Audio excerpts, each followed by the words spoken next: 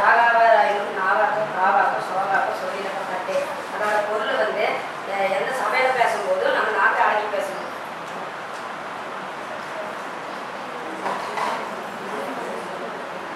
உலகத்தோடு ஒத்தவர்கள் பல கற்றும் கல்லார் அறிவில்லாதார். எது கற்றாலும் நல்ல தெளிவாக கற்க வேண்டும்.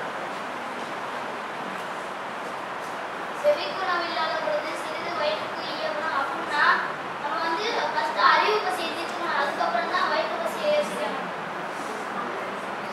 வாய்மை எனப்படுவது யாதெனின் யாதொன்றும் தீமை இல்லாத சொல்லல். இதோட பொருள் வந்து நம்ம வாய்மைங்கிறது வந்து உண்மை பேசுறதுல மட்டும்தான் இருக்கு. மற்ற